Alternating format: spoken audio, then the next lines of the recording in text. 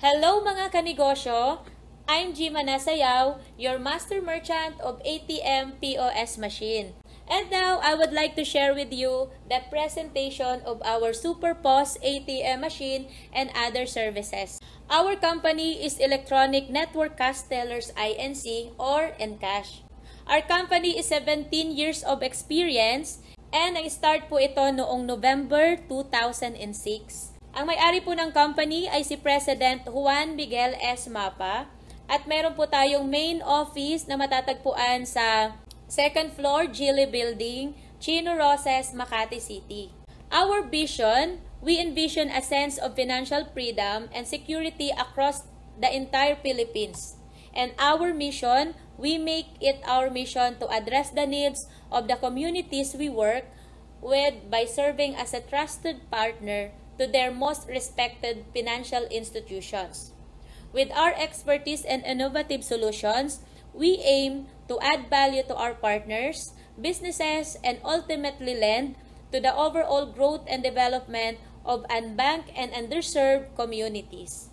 And this is our legalities. Registered po tayo sa Bangko Sentral ng Pilipinas or BSP, Security Exchange Commissions, and BIR. And our company performance. We are the first to introduce independent ATM deployer or IAD in the Philippines. So, ibig sabihin, tayo po ang kauna-unahan na ATM deployer dito sa buong Pilipinas. So, ang Encash po ang kauna-unahan pong nakapag-deploy ng ATM machine. And, of course, yung ating handheld automated teller machine or ATM, ang tawag natin dito, Encash SuperPOS. So, since 2006, more than 1,000 plus terminals rolled out with over 700 partners nationwide. So, ibig sabihin, partner po natin dyan, kasama na po yung mga rural banks, yung mga cooperatives, tourist destinations, town halls, and merchants. Plus, nakapag-serve din tayo ng more than 440 plus municipalities. And meron tayong transactions na 30,000 plus transactions per day. And finally, an ATM that can fit in your hand with our SuperPOS ATM machine cash withdrawals. Yan. So, ang kagandahan nito, ito po yung ating portable ATM POS machine. Yan. So, ito po yung ating mga features. So, ang maganda po dito, once na nagustuhan mo yan or nag-avail ka nitong ating ATM POS machine, so, kung may store ka or shop, you can upgrade your store or shop to accept cashless payment via ATM, debit card, or cash out. So, pwede rin po ito sa mga home-based businesses, pwede sa mga sari-sari stores, convenience store, pwede ka, kung ikaw ay online seller, pwede ka rin po mag-avail niyan. GSAT or Signal Store, pwede rin po yan sa bakery, coffee shop, and mga restaurant, mga cellphone shops, computer shops, or internet shops.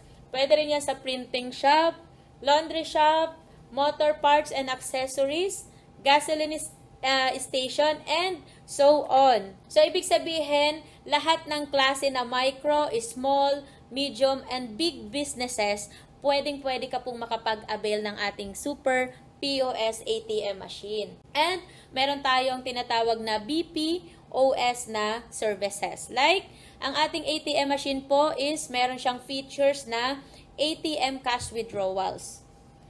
Pwede rin po tayo dito mag-balance inquiry, pwede rin tayo dito mag-credit card advance, at pwede rin po tayo dito magkaroon ng payment center. So, ito pong POS ATM machine is highly needed for the area na marami pong 4-piece beneficiaries. Then, this is POS po ay regulated by Bangko Sentral ng Pilipinas or BSP and BancNet. So, ibig sabihin po, kikita ka ng additional sa mga transactions sa POS mo and kumita ka sa products mo, dun sa store mo, plus kikita ka pa rin sa POS transactions mo once na nakapag-avail ka nito. Ito po yung mga requirements for applying of POS ATM machine. So, mag-submit lang po kayo ng one valid ID, settlement bank or yung bank account mo, tapos DTI permit, barangay permit, at yung ating application form. So, after nyan, Pag na-submit mo na po yan, i-process na po natin yung applications. So, magkano nga ba yung ating POS ATM machine? So, ito pong ating POS ATM machine, meron po itong complete package worth 49,998. So, mag-a-avail ka po ng package na 49,998, yung complete package natin. So, magkaroon po kayo dyan ng portable wireless ATM unit, plus 1-year warranty. Magkakaroon din kayo ng e-loading business, load to all networks. Magkakaroon ka rin ng load wallet supplier sa buong Pilipinas. And magkakaroon ka ng remittance na Maya Negosyo local at saka international. Magkakaroon ka rin dito ng bills payment or bayad center, more than 500 billers. Magkakaroon ka rin po dito ng online store. So, ang maganda po dito sa ating online store, if ever meron po kayong existing business, may mga products kayo, pwede nyo po siyang i-upload dito sa ating online store up to 1,000 products. So, meaning mas mapupromote pa yung iyong business. Plus, meron din po tayong GCash negosyo or GCash cash in cash out na naka 500k limit. And, of course, meron din po kayo dyan travel and tours na meron siyang local at saka international booking. Plus, yung pong fund ng travel and tour is 4,500. And yung initial load wallet mo dito, magkakaroon ka ng 2,500 pesos. Plus, bibigyan ka rin ng 300 retailer activation pins na pwede po kayo mag-activate ng mga tao na gusto po ninyong tulungan na magkaroon sila ng loading business. At pwede po kayong kumita dyan ng 60,000 pesos. And magkakaroon din po kayo ng tarpaulin, manual guide, and personal na website. So, dun po sa nilabas mong 49,998, yung complete package po natin, ang return of investment mo dito, once na inabail mo yan, is 67,000 pesos. Dito po, once na nakapag-avail na po kayo ng package, meron po tayong tinatawag potential income. Yan. So, as merchant, ayan, ang tawag na po sa iyo merchant or agent, once na nakapag-avail po kayo ng POS ATM machine. So, as a merchant po, magkakaroon po kayo dyan ng income. So, per transactions po niyan, every customers po na nagwi-withdraw, nagka-cash withdrawal sa inyong, sa inyong machine or dun sa inyong shop, per transactions po, meron po yan service charge na 35 pesos. So, dun sa service charge na yan, dito po, kikita po kayo dyan ng 14 pesos dun sa merchant. Po. So, kung halimbawa ikaw ay isang merchant at nagtatransact ka per day or mayroong customers na nag-withdraw sa iyo ng 100 customers, so, dito po, kikita ka dito ng 100 times 14 pesos. So, kikita ka dito ng 1,400 a day times natin sa 30 days. Ang potential income mo dito, 42,000 per month.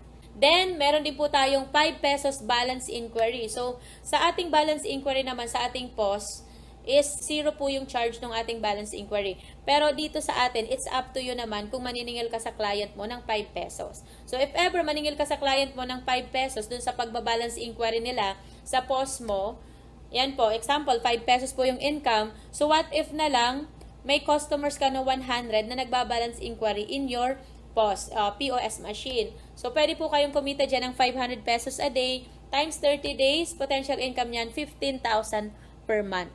So, yan yung potential income as merchant.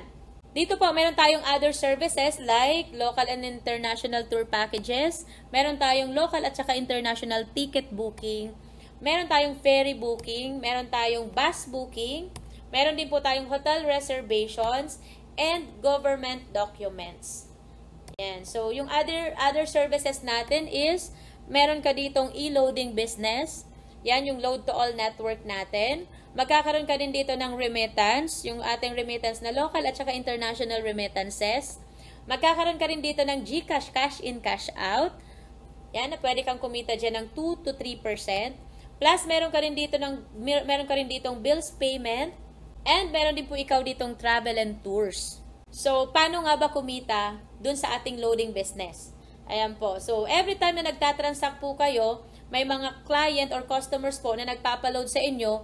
So, meron po kayong rebates dyan na 3.5% rebates. So, example natin, plus, di ba po may add-on na 2 to 3 pesos. So, example natin, nagpaload ang isang customers, 100 pesos. Nagpaload po yan sa inyo. So, kakaltasan po kayo dyan sa load wallet ninyo 96.50. So, kumita ka na agad dyan ng 350 plus kung mag-add-on ka pa po ng 3 pesos. So, meron na po agad ikaw 650.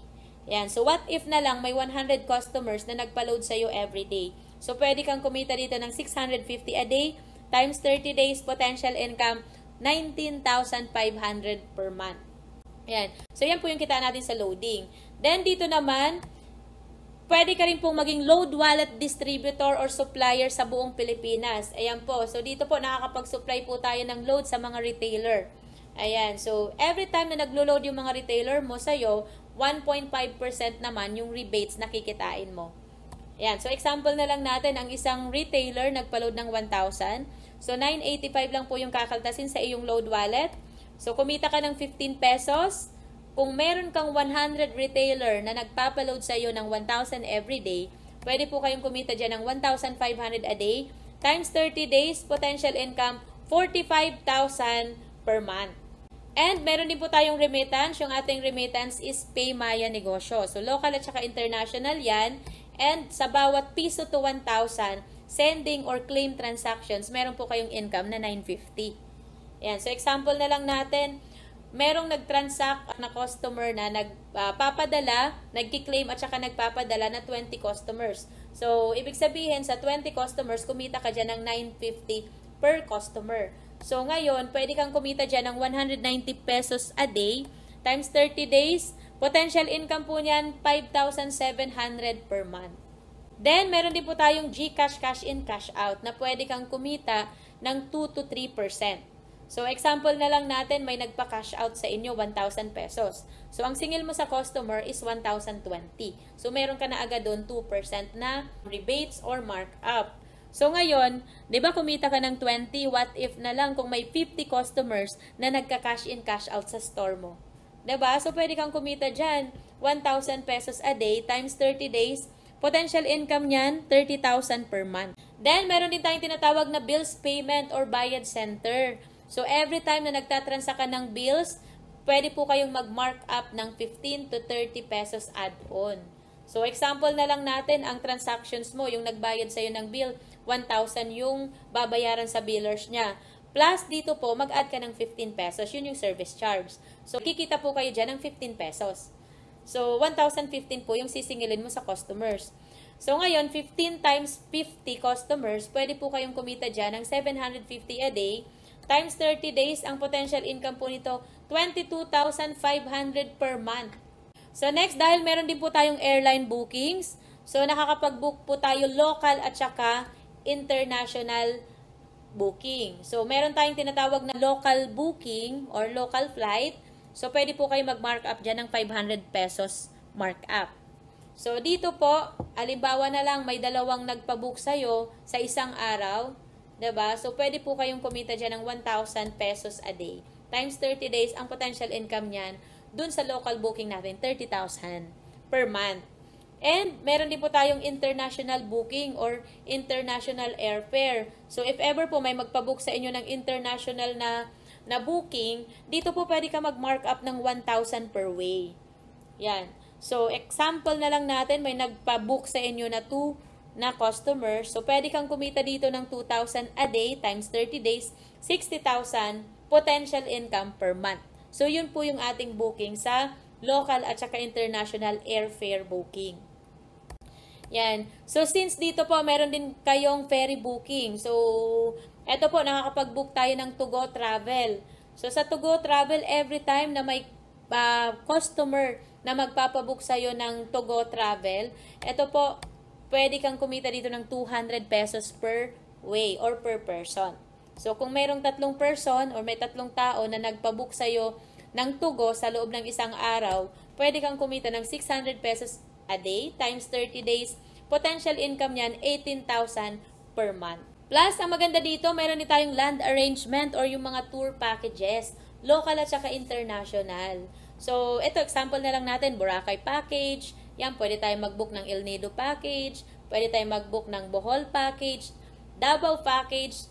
Yan, or international package like Hong Kong packages, Japan, 'di ba, Europe. So, nakakapag-cater po tayo niyan. Ang maganda dito, once na may nagpapabook sa'yo, land arrangement, pwede ka mag-mark up ng 1,000 per person. O yung per transactions po, 1,000 pesos per packs or per person ang kikitain mo. So, kung merong dalawang client na nagpa-book sa'yo ng tour packages, pwede kang kumita dyan, 2,000 a day, times 30 days, potential income yan, 60,000 per month. So, ngayon, dito po, since meron tayo ditong documentation, ito yung tinatawag na PSA, pwede ka mag-cater niyan, pwede ka rin mag-transact ng DFA, pwede ka mag-set ng appointment dun sa ating passporting. So, every time na may tinatransact ka dyan sa mga documentation na yan, ito po, pwede po kayong kumita dyan ng 200 pesos markup income. So, sabihin na lang natin, may 3 client ka sa isang araw. 'Di ba? 200 yung kita mo. So, pwede ka pa rin kumita dyan ng 600 pesos a day. Times 30 days, potential income niyan, 18,000 per month. Yan. So, next naman natin, 'di ba, meron tayong bus booking. So, every time na nagbo-book yung mga customers ninyo, like, sabi na natin, Manila to Davao, Manila to Bicol. So, pwede po kayong mag-cater ng booking niyan. So, every time na may nagpapabook sa inyo na customers ninyo, ayan po, so pwede po kayong kumita dyan ng 100 pesos per passenger.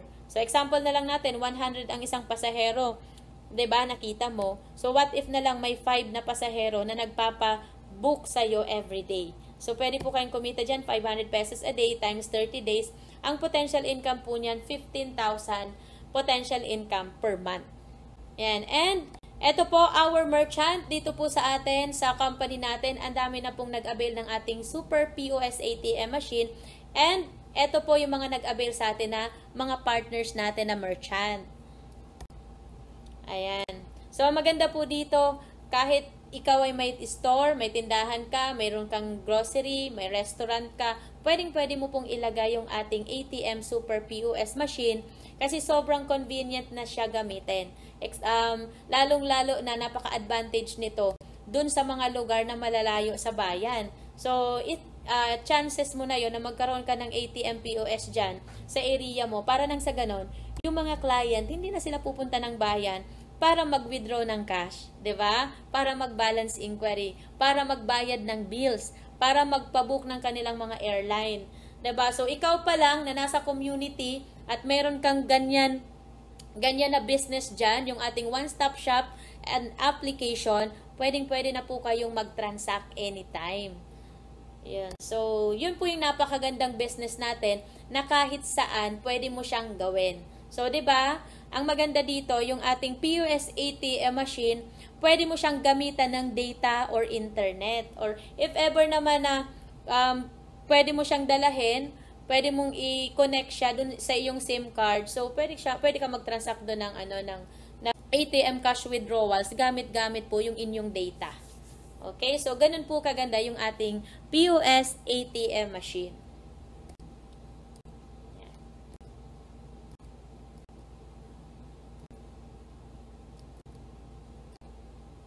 Ayan. So, ayan, ngayon, na-share ko na po sa inyo yung napakagandang business and opportunity, and I hope po na na-educate kita dun sa i-share ko sa inyo na business. God bless and more power.